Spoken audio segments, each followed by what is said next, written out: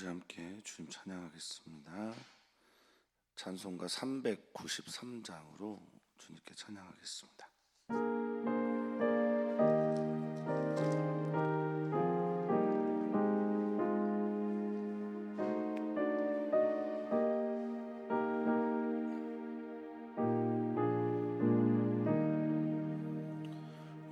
신실하신 주 내 아버지여, 늘 함께 계시니 두려움 없네. 그 사랑 변찮고 날 지키시며 어제나 오늘이 한결같네.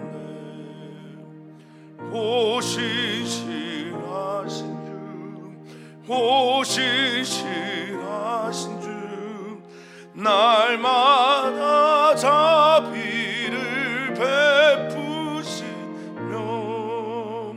일용할 모든 건 내려주시니 신실하신 주 나의 구주. 봄철과 또 여름, 가을과 겨울, 해와 달 별들도 다 주의 것. 만물이 주 영광 드러내도다. 신실한 주 사랑 나타내네. 오 신실하신 주, 오 신실하신 주 날마다 자비를 베푸시며 일용할 모든 것 내려주시니 오 신실하신 주 나의 구주. 내 죄를 사하여 안위하시고 주 친히 오셔서 인도하네. 아멘. 오늘의 힘 되고 내일의 소망, 주만이만 복을 내리시네. 오 신실하신 주, 오 신실하신 주 날마다 자비를 베푸시며 일용할 모든 것 내려주시니 오 신실하신 주 나의 구주. 아멘. 주님의 자비와 인자가 아침마다 새롭고 또 새로운 오늘 되게 해 주시옵소서. 이스라엘 백성들이 광야를 지나며 날마다 일용할 양식인 만나를 먹었던 것처럼 오늘도 우리는 우리에게 주시는 주님의 양식 필요합니다. 육의 양식 당연히 필요하지만 영혼을 채우는 주님의 양식 갈급합니다. 주님 우리에게 그 양식 주시옵소서. 사모합니다. 그리고 그 양식 우리의 영의 에너지 삼고 살아가겠습니다. 주님 우리에게 말씀하여 주시고 일어나게 해주시고 걷게 해주시옵소서. 감사함 예수님의 이름으로 기도합니다. 아멘. 하나님 말씀입니다. 잠언서 12장 17절에서 28절까지 말씀입니다. 잠언 12장 17절에서 22절입니다. 한 목소리를 읽겠습니다. 진리를 말하는 자는 의를 나타내어도 거짓 증인은 속이는 말을 하느니라. 칼로 찌름같이 함부로 말하는 자가 있거니와 지혜로운 자의 혀는 양약과 같으니라. 진실한 입술은 영원히 보존되거니와 거짓 혀는 잠시 동안만 있을 뿐이니라. 악을 꾀하는 자의 마음에는 속임이 있고 화평을 의논하는 자에게는 희락이 있느니라. 의인에게는 어떠한 재앙도 임하지 아니하려니와 악인에게는 앙화가 가득하리라. 거짓 입술은 여호와께 미움을 받아도 진실하게 행하는 자는 그의 기뻐하심을 받느니라. 슬기로운 자는 지식을 감추어도 미련한 자의 마음은 미련한 것을 전파하느니라. 부지런한 자의 손은 사람을 다스리게 되어도 게으른 자는 부림을 받느니라. 근심이 사람의 마음에 있으면 그것으로 번뇌하게 되나 선한 말은 그것을 즐겁게 하느니라. 의인은 그 이웃의 인도자가 되나 악인의 소행은 자신을 미워하느니라. 게으른 자는 그 잡을 것도 사냥하지 아니하나니 사람의 부귀는 부지런한 것이니라. 공의로운 길에 생명이 있나니 그 길에는 사망이 없느니라. 아멘, 아멘, 아멘. 잠언서를 읽어 나갈 때 특별히 11장에서 22장까지 읽어 나가실 때는 이제 어떤 스토리가 있는 게 아니라서요. 어떤 한 구절이 내 마음에 이렇게 확 닿는 그런 것을 붙잡고 기도하시면 조금 더 잠을 읽기가 수월할 것이고요. 또 11장에서 22장까지는 도대체 오늘 말씀하시는 지혜가 무엇인가, 나에게 주시는 지혜로운 삶은 무엇인가, 이렇게 들으시면서 읽으시면 더 좋겠습니다. 그리고 또한 지혜의 그때도 맞고 지금도 맞은, 즉 절대적인 진리가 되는 것은 무엇인가, 오늘 나의 삶을 지탱해주는 당시의 솔로몬의 시대에 모두가 다 농경 문화 속에서 살고 있는 그때에 맞는 상대적인 진리가 있는 반면에 오늘 이 시대에도 꼭 필요한 진리의 말씀이 있거든요. 그렇게 읽어 나가시면 좋겠습니다. 오늘은 무엇을 하는 사람, 여기가 굉장히 포인트입니다. 그러니까 진리를 말하는 자, 여기에 예를 들면 17절에 진리를 말하는 나, 이렇게 읽으면 좋죠. 내가 진리를 말하는 나면 그렇게 살면 그것이 바로 지혜입니다. 그런데 거짓 증인을 하는 나면 큰일 나죠. 그렇게 읽어 나가시면 좋을 것 같습니다. 지혜가 필요한 것은 짐승들이 아니에요. 지혜가 필요한 건 사람들입니다. 그리고 우리가 지혜가 필요한 이유는 우리가 삶의 자리에서 관계 맺고 있기 때문에 그래요. 하나님과 관계 맺고 살아가는 게 인간이고, 또 사람과 관계를 맺고 살아가는 게 우리이기 때문에 그렇습니다. 야고보 사도는 말을 합니다. 혀는 우리의 몸에서 가장 작은 지체인데 마치 배를 움직이는 키처럼 그렇게 우리의 모든 것들을 주관한다고 말이죠. 오늘 시작은 말부터 시작이 됩니다. 사랑하는 성도님들의 삶의 말이 특별히 17절 진리를 말씀하시는 그런 말들이 되기를 축복합니다.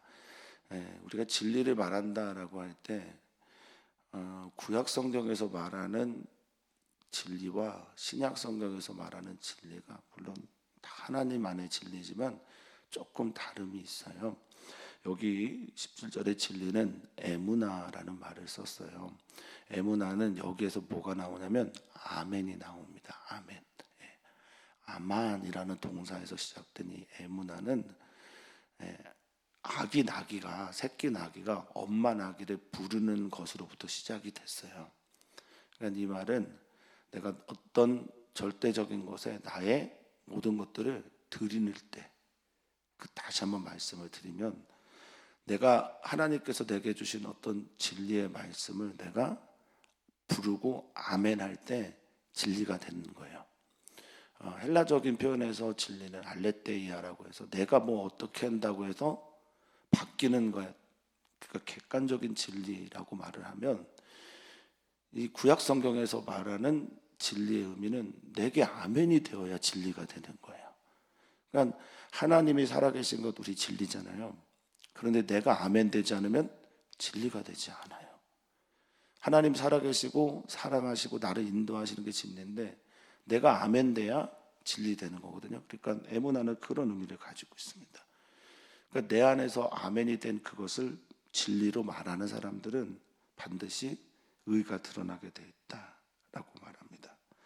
사랑하는 성도님들의 진리를 선언할 때 공의, 제다카라고 하는 하나님의 공의가 날마다 나타나기를 축복합니다. 이게 지혜로운 삶이랍니다. 근데 거짓 증인은 속이는 말을 한다라고 말합니다. 이 거짓이 여호와 이름을 망령되어 일컫지 말라라고 할 때 그 망령되다라는 말과 같은 말이거든요.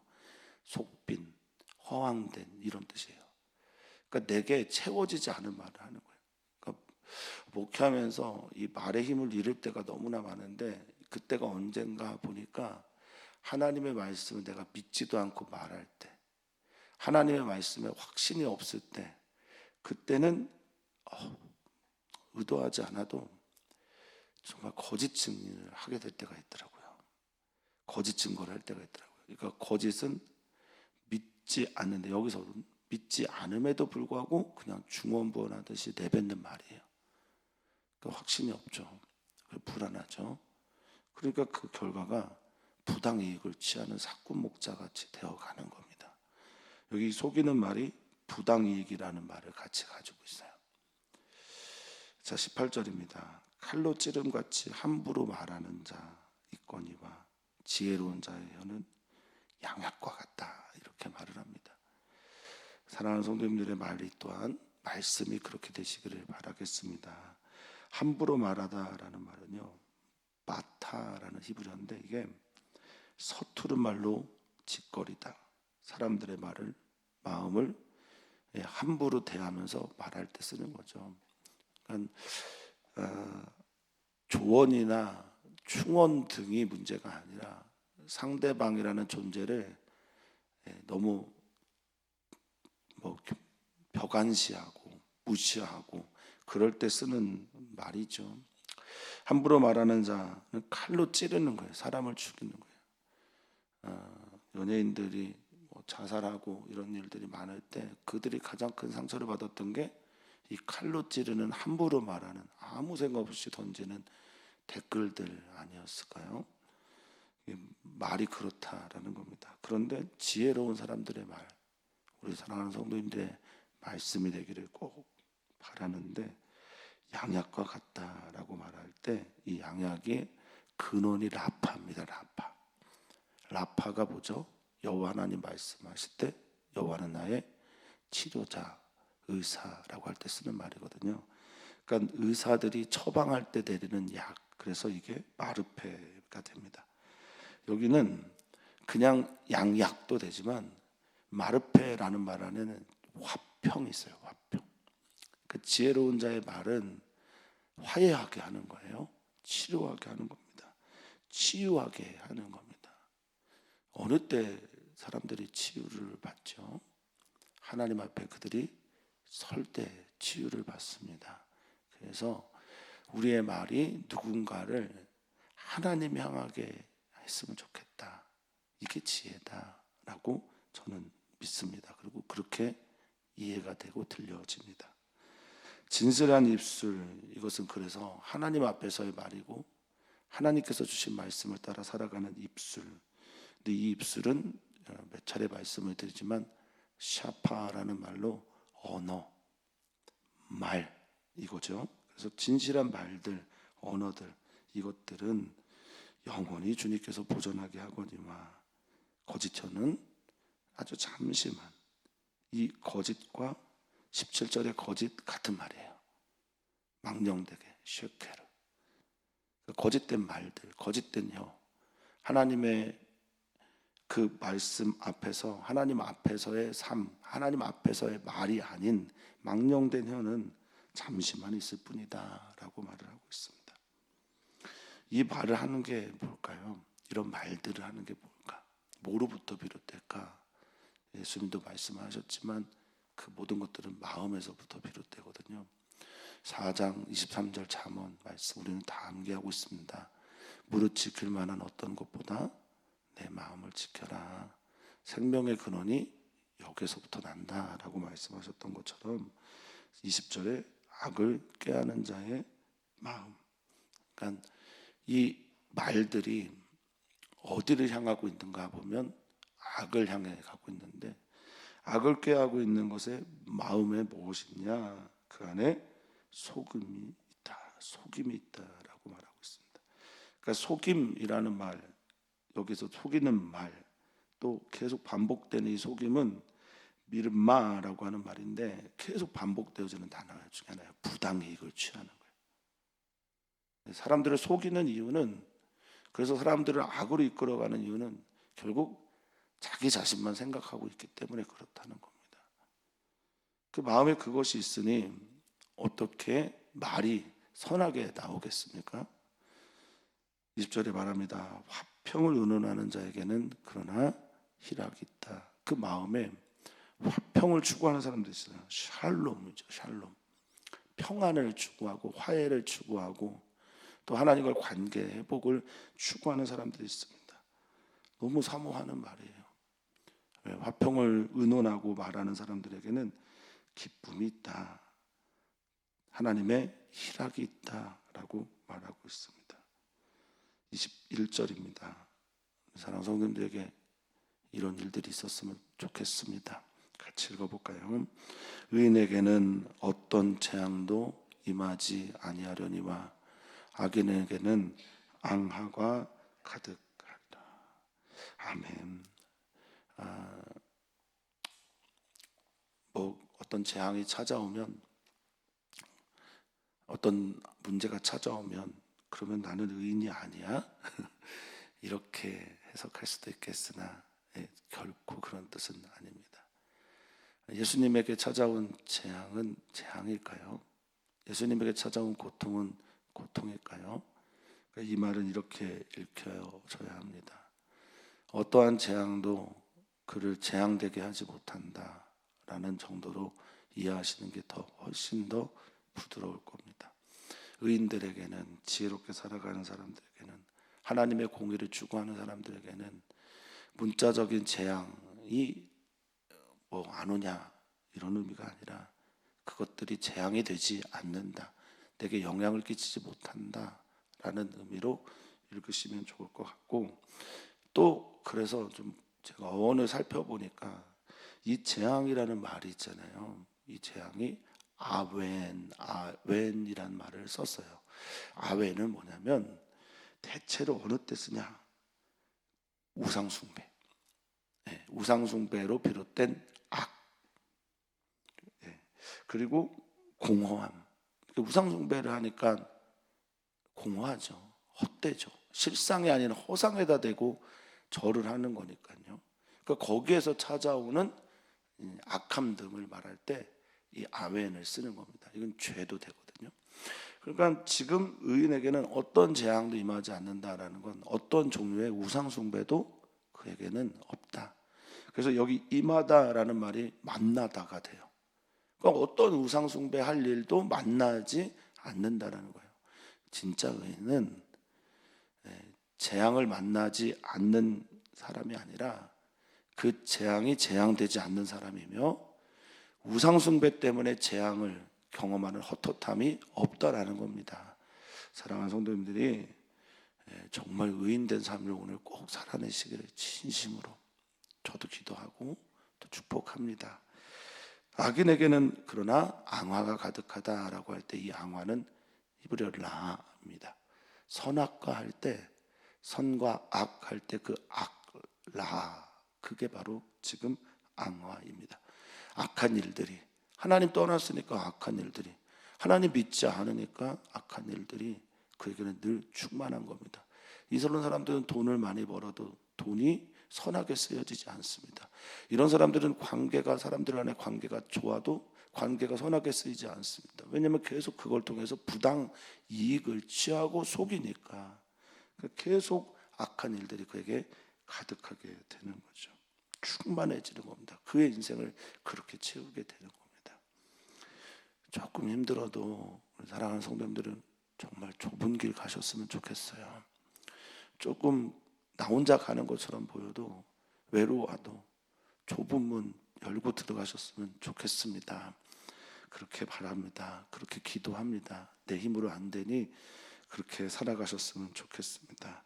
또 그 안에서 나오는 말에서, 마음에서 나오는 입술에 대한 이야기를 말하면서 첫 번째 단락에 대한 마무리를 합니다. 거짓 입술은 여호와께 미움을 받아도. 지금 이 거짓은 반복되어지는 똑같은 이야기예요. 망령된 입술, 허황된 입술, 속과 겉이 다른 입술, 다른 말들을 하는 사람들, 중언부언하는 사람들, 믿지도 않는 걸 말하는 사람들은 여호와께 미움을 받는다. 이게 가증스럽고 또 혐오 가득하고 하나님께서 질색하시는 그런 의미를 갖고 있는 토에바라는 겁니다. 원어의 뜻을 살피면 구역질 난다라는 뜻이거든요. 거짓 입술은 여호와께서 보고 계세요. 그리고 그 거짓 입술의 말들을 하게 하는 마음도 여호와께서 보고 계십니다. 지혜라는 건 하나님 경외하는 건데, 하나님 경외하기 위해서는 우리가 항상 느껴야 하는 거지만, 내가 항상 하나님 앞에 있구나, 하나님이 나의 말을 듣고 계시구나, 하나님이 내 마음을 보시는구나 라는 걸 깨달을 때 비로소 하나님 정말 경외하는 삶을 살게 된다고 믿습니다. 자, 진실하게 행하는 자는 기쁨을 받습니다. 우리 사랑하는 성도들이 하나님 앞에서 진실하게 행하는 자 되기를 축복합니다. 진실하게 말하는 자, 진실하게 마음을 지키는 나 되기를 바라겠습니다. 여기 이 진실이 MF예요. 믿다, 믿음을 따라, 진리를 따라 살아가는 사람들이에요. 아멘하고 살아가는 사람들입니다. 하나님께는 아멘하시고 세상에 대해서는 노라고 말씀하실 수 있는 우리 귀한 성도님들 되시기를 축복합니다. 자, 이런 사람들은 선한 영향을 끼치죠. 그렇죠? 그리고 이웃들에게도 선한 영향을 끼치며 그들을 선으로 인도합니다. 슬기로운 자는 지식을 감춥니다. 겸손하다는 거예요. 아룸이라고 하는 이 슬기롭다란 말이요, 어떤 때는 교활하다, 이게 뱀에게 썼던 말이에요. 또 어떤 때는 지혜롭고 슬기롭다, 이렇게 써요. 이게 참 묘한 겁니다. 그래서 의도적으로 아마 아룸이라는 단어를 쓴 것 같아요. 이게 왜 의도적으로 아룸이라는 말을 썼냐? 어느 때는 지식을 드러내야 돼요. 그렇죠? 어떤 때는 지식을 드러냅니다. 내가 믿고 알고 있는 걸 말해야 될 때가 있어요. 그런데 어떤 때는 내가 알고 있는 말을 겸손하게 그냥 감출 때가 있습니다. 그러니까 이 아룸, 슬기롭다라는 말을, 아룸을 쓴 것을 보면, 너가 상황에 맞게 이 지식들을 말하는 것이, 또 드러내는 것이, 또 때로는 숨기는 것이 바로 하나님이 원하시는 지혜다라는 겁니다. 근데 미련한 자는 어떤 거냐? 자기가 믿고 있는 미련한 것들을 전파한대, 소리를 지른답니다. 이 미련한 게 뭐냐라고 할 때, 후반에 있는 미련은, 앞에 있는 미련한 자는 바보, 미련한 자 이런 뜻을 가지고 있는 단어를 썼는데, 후반 뒤에 나오는 미련한 것은요, 이웰레트라고 하는 히브리어를 썼습니다. 이웰레트는 우매하다, 불경건하다라는 뜻도 있는데 여기에 우상숭배라는 뜻도 같이 있어요. 그러니까 미련한 자들은 자기가 믿고 있는 미련한 것들을 전파하는 거예요. 우리는 어떻습니까? 우리는 진리, 진실, 확실, 믿어야 될 만한 것들을 전파하는 사람들이죠. 따라서 부지런한 사람, 그 부지런한 손은 사람을 다스리게 됩니다. 우리가 이건 잠언에 기록되어 있는 시대가 농경 문화니까 부지런하게 열심히 성실하게 살아가는 사람들은 사람을 다스리게 된다고 합니다. 근데 이 다스리라는 말이요, 마샬인데, 마샬은 그냥 무력으로 다스리는 게 아니에요. 본을 보여서 다스리는 겁니다. 지혜로 다스리는 거예요. 그래서 미련한 자는 반대로 게으른 자가 되는 사람들인데, 이 사람은 부림을 받는다라고 할 때 이 부림이요, 이게 저기입니다. 뇌물, 곡물, 이거 바치는 거예요. 그러니까 지배를 받는 거죠. 게으르게 살면 그렇게 됩니다. 우리 사랑하는 성도님들은 부지런한 분들이시죠? 예, 여기 있는 이 부지런함은 다름 아닌 내 삶을 내 하나님께서 주신 선물로 여겨서 하나님께서 원하시는 사명의 삶을 잘 살아내는 분들이 저는 부지런한 사람이라고 믿습니다. 내 삶이 하나님의 선물이구나.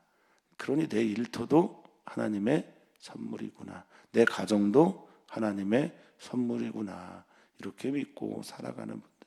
그런데 하나님 앞에서 현존의식이 없으면 어떻습니까? 뭐 다 싫거든요. 내 가정이 하나님께서 주신 선물 같아 여기지 않아요. 그러면 가정에 충실하지 않아요.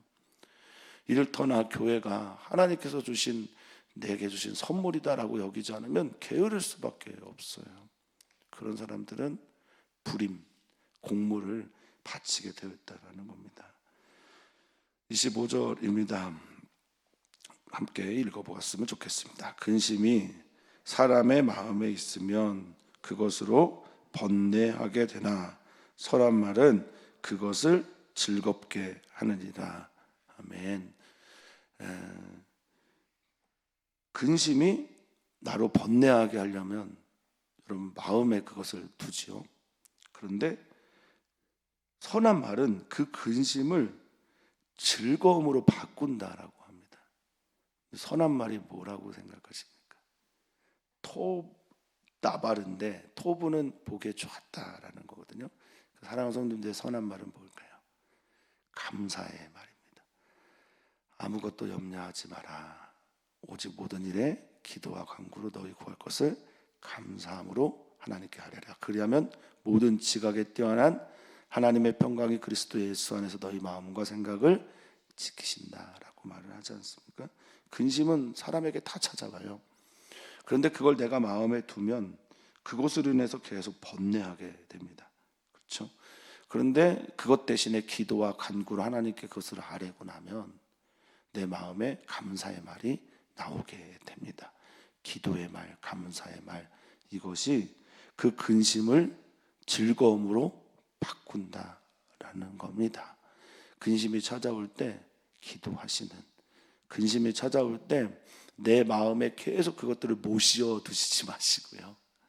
그 근심을 하나님께 맡겨드리는, 내맡겨드리는 그런 기도자, 감사하는 자 되기를 축복합니다. 특별히 추수감사절이 얼마 남지 않은 이 시즌에 감사의 마음으로 하나님을 영화롭게 하는 은혜가 있기를 바라겠습니다. 그래서 그 의인들, 감사하고 하나님께 찬양하고 지혜로운 말을 통해서 하나님께 영광을 드리고 하나님 앞에 현존의식이 있는 사람들은 그 이웃의 인도자가 됩니다. 저는 이걸 읽으면서 어제 설교 준비하면서 그 이웃의 인도자가 되다 이렇게 읽지 않고 그 의인은 그 이웃의 인도자가 되어야만 한다라고 읽었으면 좋겠다라는 마음이 있었어요. 우리는 우리의 이웃을 사랑해야 합니다. 그리고 그 이웃들에게 하나님의 선한 말들과 선한 길들과 하나님의 살리는 그 길을 인도하는 인도자가 돼야 됩니다. 근데 악인들의 길, 악인들의 소행, 악인들이 만들어내는 길은 언제나 자기도 미혹되고 자기도 미혹된다라는 이 미혹하다라는 말이 방황하다라는 말이거든요. 그러니까 그 길에서 자기도 헤매요. 하나님이 목적이 아니니까. 끈 떨어진 연 같은 거예요. 끈 떨어진 연은 자유로워 보이잖아요. 자유로워 보여. 근데 오래 살지 못해요. 끈 떨어진 연처럼 살아가는 게 악인의 소행입니다. 방황합니다. 더 흔들립니다. 바람에 날다가 결국에는 바람이 잦아지면 그냥 꼬꾸라지는 게 그 운명이죠. 악인의 소행은 자신을 미혹하고 방황하게 합니다. 게으른 자는 27절입니다. 잡을 것도 사냥하지 않아요. 그냥 갖다 준 것도 사냥하지 않는 사람들입니다. 하나님께서 주신 것, 맡겨주신 것 멈춰 있어요. 하나님께서 주신 모든 것들을 누리지 못하는 사람입니다. 그런데 부지런한 사람들은 하나님께서 주시는 그 부지런함으로 부귀를 누리게 되어 있습니다. 하나님 앞에서의 삶 살아내기를 축복합니다. 하나님께서 주신 선물과 같은 시간들을, 하나님께서 주신 선물과 같은 일들을, 하나님께서 우리에게 허락하신 이 모든 것들을 정말 귀하게 누리는 우리였으면 좋겠어요. 게으른 사람들은 그것을 누리지 않습니다. 그것을 추구하지 않습니다. 하나님께서 주신 것들이라고 믿지 않기 때문에 게으를 수밖에 없어요. 김남준 목사님이 쓴 게으름이라는 책이 있습니다. 게으름을 그는 말합니다. 정말 큰 죄다. 왜 게으른 큰 죄가 되느냐? 하나님 앞에서 교만하기 때문에 그렇다. 게으른 자들의 말들이 있다. 이런 말을 하면서 게으름에 대한 이야기를 하는데, 가장 근원적인 건 물론 게으름이 늦음에 대한 말은 아니에요. 이 게으름이라는 말 안에는 하나님과의 관계에서 실패한 자들의 변명이 들어가 있기 때문에 그렇습니다. 잡으라고 준 것도 잡지 않아요. 사랑하는 성도님들, 주님께서 주신 이 시간들, 내 생애들 하나님께서 주신 것으로 여기신다면 하나님께 충성된 삶 사시기를 축복합니다. 저는 이것이 지혜라고 믿습니다. 28절 같이 읽겠습니다. 공의로운 길에 생명이 있나니 그 길에는 사망이 없느니라. 아멘. 공의로운 길에 생명이 있는 이유는 뭡니까? 그 길의 끝에 주님이 계시기 때문에 그렇죠. 우리는 주님을 믿기 때문에 이 공의의 길을 걸어가는 사람들입니다. 주님을 믿기 때문에 지혜로운 삶을 살아가는 사람들입니다. 주님을 믿기 때문에 생명나무, 그것을 지금도 따라 살아가는 사람들입니다. 그 은혜가 우리 사랑하는 성도들에게 이 11월 12월 결실로 맺어지기를 축복합니다. 아름다운 열매가 있기를 바라겠습니다. 일터 예배를 처음 시작했던 우리 성도님들 다 아시지만 장로님, 그때 만났던 이정아 자매가 최근에 신앙을 다시 찾아가려고 합니다. 제가 이 얘기를 하는 이유, 시간이 가도 결국 하나님께서 그 열매를 거두어 가심을 믿고 감사합니다. 꼭 우리 교회가 아니면 어떻습니까?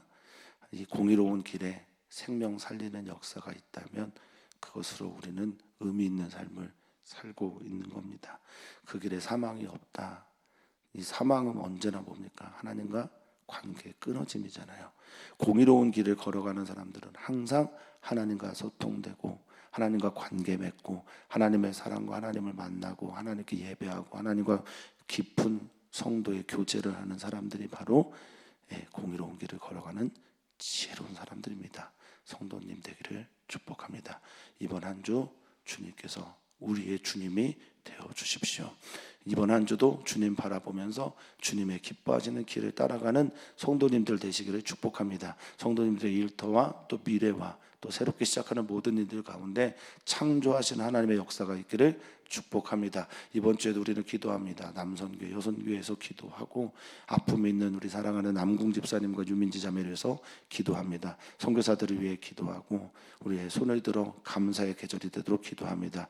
이 11월 한 달 동안 교회 재정을 위해서 우리는 기도하기로 했습니다. 하나님께 교회를 맡기고 교회 머리가 되신 주님께서 주시는 은혜 우리 교회에 충만하도록 그렇게 기도해 주시기를 부탁을 드립니다. 하나님, 살아계시지 않으시면 우리의 이 걸음이 무의미합니다. 하나님이 내 앞에 계시지 않다면 그 어떤 것도 지혜다라고 말할 수 없을 것입니다. 우리는 하나님 경외하고 싶습니다. 하나님 앞에서 하나님을 위한, 하나님을 향한 삶을 살아내기를 소망합니다. 주님, 정말 우리 사랑하는 모든 성도들이 지혜로운 주님의 자녀 되게 해 주시옵소서. 감사하며 예수님의 이름으로 축복하며 기도합니다. 아멘.